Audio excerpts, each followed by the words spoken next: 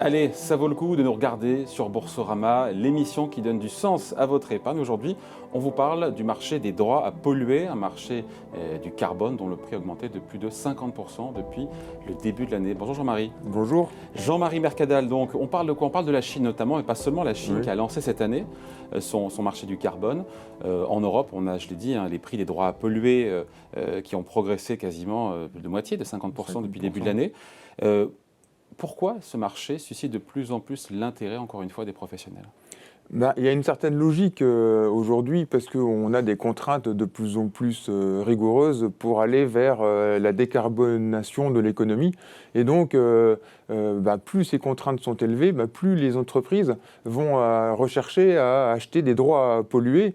Et donc, on a un marché qui commence à s'envoler parce que l'objectif nouveau qui a été fixé, c'est de réduire la part des émissions et de revenir à 55% du niveau qu'on avait en 1990 et en 2050, d'arriver à une économie neutre carbone. Et donc, les entreprises qui naturellement sont dans des secteurs qui polluent, vont devoir, réduire leurs émissions ou alors acheter des droits à polluer. Et ce droit à polluer, il augmente au fur et à mesure que les contraintes sont de plus en plus importantes.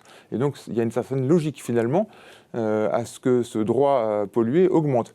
Et effectivement, comme il y a une certaine logique évidente, un certain nombre d'investisseurs ont vu le sujet, l'opportunité, et effectivement, on a depuis le début de l'année un certain nombre d'investisseurs financiers qui sont venus sur ce marché parce qu'il y a une logique évidente.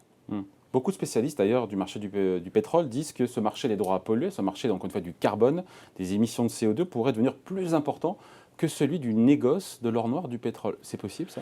Ou c'est un vœu pieux? Moi, je ne suis pas exactement sur ce sujet-là. J'ai l'impression que ça va prendre du temps et que avant d'arriver à une économie décarbonée, il va se passer un certain nombre d'années pour qu'on se passe des moteurs thermiques. Et donc j'ai l'impression qu'à force de ne pas investir dans le pétrole, le prix du pétrole paradoxalement peut monter.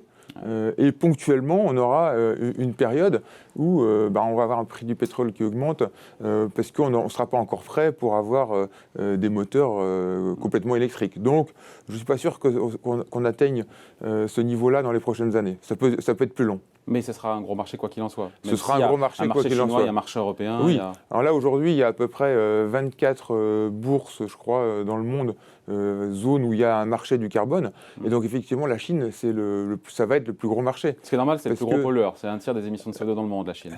C'est logique, parce que si on veut aujourd'hui dépolluer le monde, il faut s'occuper de la Chine, de l'Inde, des gros pays. En fait, le problème, c'est que la Chine, ces 30 dernières années, s'est développée à un rythme extrêmement rapide et que les Chinois veulent vivre, et c'est légitime, comme des Occidentaux. Et donc, en vivant comme des Occidentaux, forcément, on pollue plus, il y a plus de voitures, etc., etc. Et on engloutit la moitié des matières premières dans le monde. Et c'est logique, ils sont 1,4 milliard d'habitants et ils ont progressé économiquement. Ouais. Les industriels qui doivent donc réduire leur empreinte carbone, et pourquoi ils ne le font pas physiquement en direct plutôt que d'acheter, encore une fois, des quotas de CO2 pour compenser leurs émissions de gaz à effet de serre? Ils le font aussi. Ils font les deux, en fait. Ils font les deux.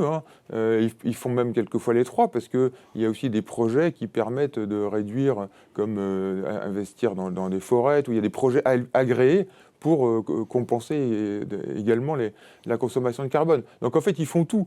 Le problème, c'est que plus les contraintes sont élevées, plus finalement elles doivent anticiper et donc acheter sur le marché des droits à polluer. Ce qui fait augmenter les prix. Évidemment. Ce qui fait augmenter les prix. Et il y en a qui prévoient que les prix vont augmenter encore très rapidement jusqu'à atteindre les 100 euros la tonne. On est à 50 euros aujourd'hui sur le marché européen. Oui.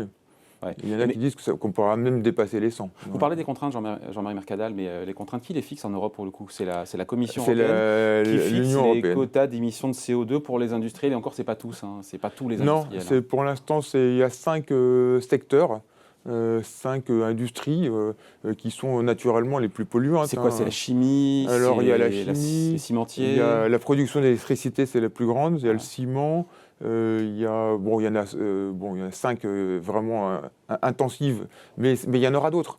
parce que le transport, pour l'instant, n'est pas concerné. Probablement, le transport va être concerné. En fait, aujourd'hui, il y a 11 000 entreprises qui sont ciblées, pour lesquelles on a donné une capacité à consommer du carbone, à polluer en quelque sorte, et il y en aura de plus en plus. Et donc c'est un marché qui va probablement encore se développer. Ouais. Et avec des contraintes de plus en plus... Avec des amendes à la clé, encore une fois, qui sont dissuasives pour les entreprises qui dépassent ces quotas d'émissions de CO2. Il y a des amendes qui sont prévues, on est dans l'Europe, donc il y a des amendes qui sont prévues.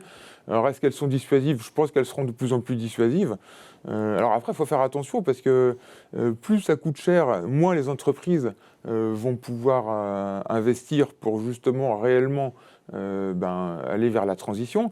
Et puis, on peut se poser la question aussi de savoir si tôt ou tard, ça ne va pas être répercuté aussi aux clients. Parce que plus ça coûte cher de fabriquer de l'électricité, parce que il est vrai que c'est bien qu'elle soit de plus en plus verte, mais tôt ou tard, il va falloir que le client la paye aussi. Donc, il y a une certaine logique à aller vers, je dirais, une économie décarbonée, mais il va falloir se dire aussi que tôt ou tard, il faut le payer aussi. Et c'est peut-être le consommateur qui sera un jour amené à le payer aussi. Ouais. Donc il faut avoir ça en tête aussi. Quand on voit l'explosion, encore une fois, du prix de ces quotas de CO2 en Europe, 50% de hausse depuis le début de l'année, qu'est-ce que ça traduit? Au-delà du fait peut-être qu'il y a des spéculateurs qui sont engouffrés dans la brèche et qui aient vu l'opportunité, qu'est-ce que ça traduit? Ça marche? C'est-à-dire que ça marche? C'est-à-dire que les prix montent et donc c'est ce qu'on appelle l'incitation prix en théorie, c'est à changer les comportements avec un prix du CO2 qui est plus cher. C'est logique. Et c'est sain, j'ai envie de dire. Si on ne donne pas c'est vertueux. Si on ne donne pas de contraintes, personne n'a vraiment intérêt à se précipiter pour aller vers une économie plus verte. C'est à partir du moment où on a fixé aux accords de Paris des contraintes de trajectoire plus rigoureuses, eh bien, effectivement, à partir du moment où on donne des contraintes et il y a des amendes et il faut payer, la logique, c'est que les entreprises sont obligées d'y aller quelque part d'une certaine façon. Et alors, on parlait de la Chine tout à l'heure. Alors là, en Europe, c'est venu des régulateurs, cette pression, parce que c'est vrai que l'Europe, nous, on n'est pas le pays on n'est pas les plus pollueurs dans le monde, c'est ce qu'on disait tout à l'heure. Par contre, en Chine, la pression, elle est venue des populations. C'est-à-dire qu'il y a eu des rejets massifs, des mécontentements qui se sont manifestés dans des villes où on ne pouvait plus respirer, où il y a eu des scandales sanitaires. Donc le gouvernement chinois a compris qu'il fallait faire quelque chose et aller maintenant vers une économie extrêmement décarbonée, mais à rythme rapide.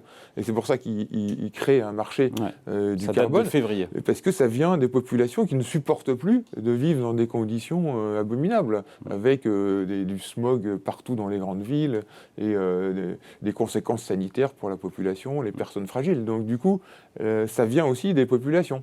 Mais il faut que les populations se disent aussi un jour, pour aller vers du plus vertueux, ça va peut-être coûter un peu plus cher aussi. Donc c'est tout cet équilibre qu'il faut administrer. Ce signal prix fonctionne pour tout le monde, à la fois les consommateurs et les producteurs. Exactement. Bon voilà, merci. Explication signée Jean-Marie Mercadal, directeur des stratégies d'investissement chez Ophi. Merci. Merci. Voilà, ça vaut le coup, revient la semaine prochaine sur Boursorama.